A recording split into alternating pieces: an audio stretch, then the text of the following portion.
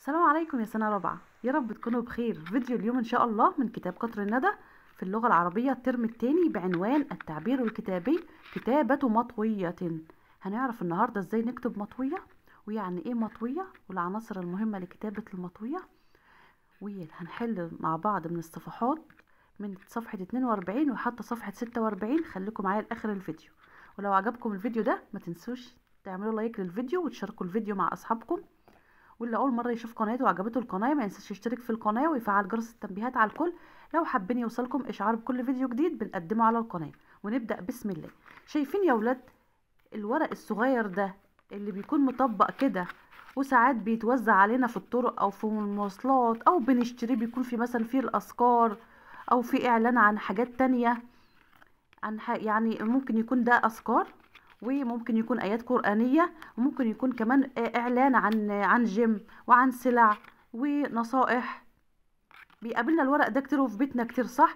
الورق ده يا ولاد اللي متطبق ده كده، خليه كده عشان ما يكونش اعلان على حاجة.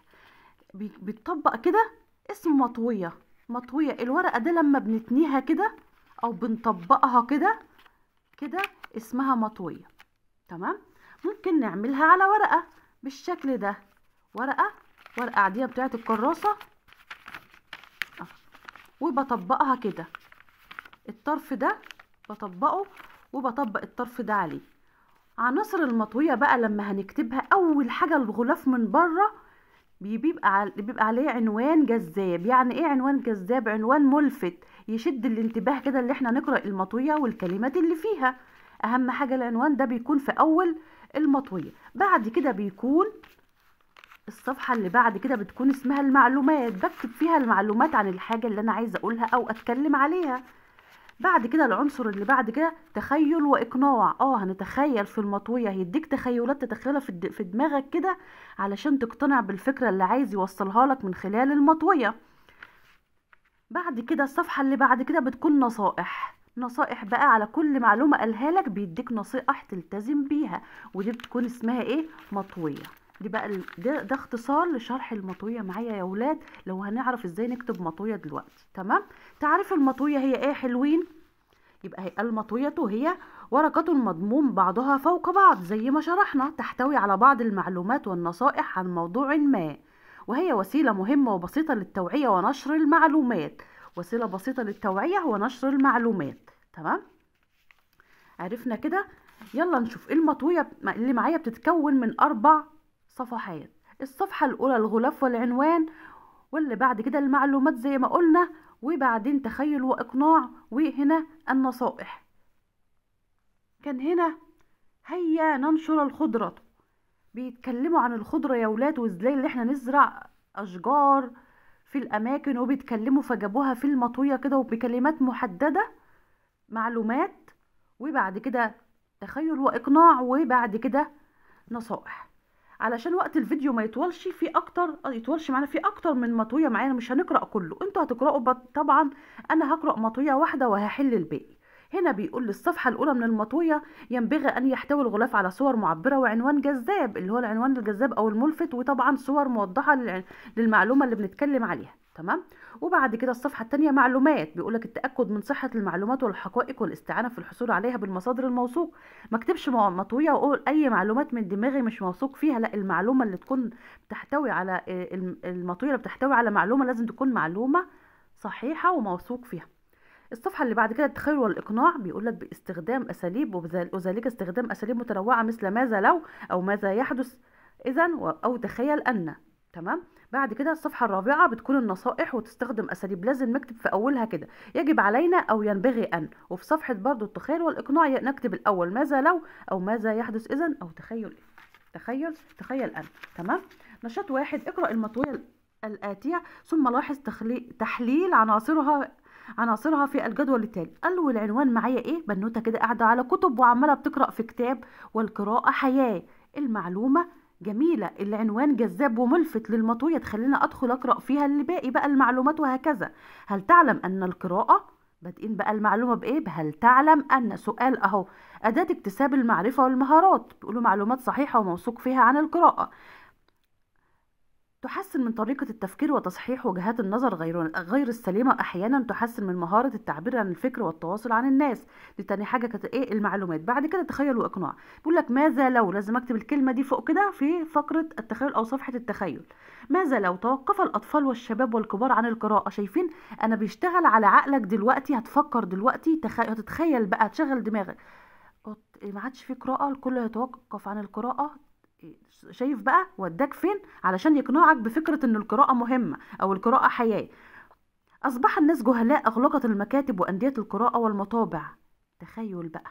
تمام، بنتخيل كده. لا طبعا مش هنقدر نعيش من دون قراءة، والجهل هيعم كده، والجهل هو اللي هيكون سائد وكده، هيكون العالم جاهل من حوالينا، ولا والتخلف.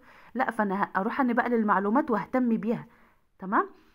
بيوصل لك الفكرة اللي عايز يوصلها لك، المهمة او المعلومة، عن طريق ان انت تتخيل الاسئلة دي. يجب علينا، دي النصائح بقى اللي بيوصلها لك عن طريق المطوية: العودة للقراءة وتخصيص وقت محدد لها ومكان هادئ للاستمتاع بما نقرأ، فإن المجتمع القارئ سيكون مجتمعا راقيا تنتشر فيه مكارم الأخلاق ومزدهرا بالعلم والمعرفة. تحليل عناصر المطوية. العنوان واخدينه من المطوية. المعلومات نفس المعلومات اللي مكتوبة فوق يا سنة رابعة هي اللي مكتوبة هنا في المعلومات. التخيل والإقناع برضو اللي جيب من المطوية هو نفس اللي مكتوب اللي قرأناه. النصائح نفس النصائح. نشوف الصفحة اللي بعد كده. هنحل بقى الصفحة هنا. احنا جايب لي مطوية واحنا هنحلل عناصرها. بيطلب مني هنا، جايب لي الماء سر حياة، وجايب لي معلومات، وكمان تخيل، وجايب لي نصائح زي ما متعودين. هنكمل المطوية دي بقى يا سنة رابعة. الماء سر الحياة، وجايب لي رسم قطرة مياه كده بالشكل ده ملفتة للانتباه. أول صفحة معايا بتكون في المطوية إيه يا حلوين؟ الغلاف والعنوان. بعد كده المعلومات. بعد كده تخيل وإقناع. اللي بعد كده إيه يا حلوين؟ النصائح. تمام. العنوان معايا إيه؟ الماء سر الحياة، من المطوية، مش بتجيب حاجة من دماغي. المعلومات، كل اللي مكتوب ده هكتبه هنا. هل تعلم أن الماء أساس الحياة؟ كل اللي فوق ده هو اللي أنا كتبته. هل تعلم أن الماء أساس الحياة وسبب حياة الإنسان والحيوان والنبات، ويشكل حوالي 71% من مساحة الكرة الأرضية، وهكذا كملته. أنا بس مش هقرأ كله علشان وقت الفيديو. التخيل والإقناع، كتبت فيه ماذا يحدث لو اختفى الماء من كوكب الأرض، تحول الماء العذب على كوكب الأرض إلى ماء مالح، انقطعنا عن شرب المياه لمدة طويلة، لم نجد المياه لري النباتات. كتبناه في التخيل والإقناع. نفس اللي فوق ده كتبته تحت. النصائح، النصائح يجب علينا ايه بقى؟ يجب علينا ان نحافظ على المياه من التلوث ولا نسرف في استخدامها، وهكذا باقي الكلمات يا سنة رابعة تقرأوها وبيتكتب هنا. تمام كده. عرفنا ان المطوية بتتكون من العنوان والمعلومات والتخيل والإقناع والنصائح. لو جاب لي في الكتاب المطوية جاهزة وتحليل عناصرها عليا، بنقل من المطوية. طب لو جاب لي تحليل العناصر وطالبني اكتب المطوية، هنقل برضو اللي هنا، بس في كل صفحة باللي يخص بها. العنوان في الأول، بعد كده المعلومات، بعد كده التخيل، بعد كده النصائح. بعد كده الصفحة اللي بعد كده 45. اكتب مطوية عن التعاون مستعينا بعناصرها الأساسية بالجدول. جايب لي عناصر اهو عن التعاون، بيقول لي التعاون سبيل النجاح، وعايزني اكتب المطوي. العنوان بقى هنرسم هنا كده بقى اصدقاء كده ماسكين في ايدين بعض متعاونين مع بعض، الرسم عليكم. وهنا التعاون، العنوان طبعا انا اخدته من هنا، التعاون سبيل النجاح. هل تعلم ان، هنكتب التعاون وسيلة التقدم، وسيلة لتقدم المجتمع ورقيه. لا يستطيع اي انسان العيش بمفرده والاستعانة عن غيره. من الصفات التي تساعد على نشر المحبة والألفة بين أفراد المجتمع. ده كله بنتكون على الايه؟ المطوية. عن هل تعلم صفحة المعلومات، ودي كانت صفحة الغلاف والعنوان. هنا بقى صفحة التخيل. ماذا يحدث لو، هكتب كده تخيل وإقناع. ماذا يحدث لو، هنقله من هنا. عاش كل منا بمفرده بعيدا عن غيره. لم يزرع الآباء في أبنائهم صفة التعاون. اكتفى كل منا بما يتقنه من المهارات ولم يستعن بمهارات غيره. دي كانت في ايه؟ ماذا يحدث لو. بعد كده بقى يا حلوين صفحة ايه بقى؟ النصائح. اكتب تحت كده النصائح، وفوق الاهتمام بنشر قيمة التعاون حتى تساعدنا في تقدم بلدنا الى الامام. كل ده مكتوب معايا في ايه؟ في العناصر. الصفحة اللي بعد كده واخر صفحة معايا، انا اسفة لو بتكلم بسرعة بس عشان وقت الفيديو ما يطولش عليكم وتزهقوا من الفيديو. التخطيط لكتابة مطوية. بيقول لي بقى ايه؟ انا هكتب مطوية. الصفحة دي جايب لي انا اكتب، بس جايب لي موضوعات انا هختار منها، بس بحيث تخير احد الموضوعات التاليه لتكتب مطويه عنه من 50 ل 100 كلمه، ما تزيدش عن 100 كلمه. تمام، من 50 ل 100. نختار كل واحد يختار الموضوع اللي يناسبه او اللي هيقدر يكتب عليه. اهميه ممارسه الرياضه، او استخدام اساليب الري الحديثه، او النظافه، او الالتزام بقواعد المرور، او المشاركه في الانشطه المدرسيه، او الانضباط والنظام. اولا الموضوع الذي اخترته، انا اخترت اهميه ممارسه الرياضه. بنوته حلوه هتكتب النظافه، ولد جميل كده وبطل وممتاز كده ومتفوق هيقول لي المشاركه في الانشطه المدرسيه. كل واحد يختار المطويه اللي هيقدر يكتبها، وسهله جدا. وركزوا، بتتكون من 4 صفحات. اول صفحه العنوان، وبعد كده المعلومات، وبعد كده التخيل والاقناع، وبعد كده النصائح. يلا، اول حاجه انا اخترتها اهميه ممارسه الرياضه. العنوان الجذاب هيكون ايه؟ اهميه ممارسه الرياضه. او ممكن اكتب الرياضه حياه، الرياضه حياه.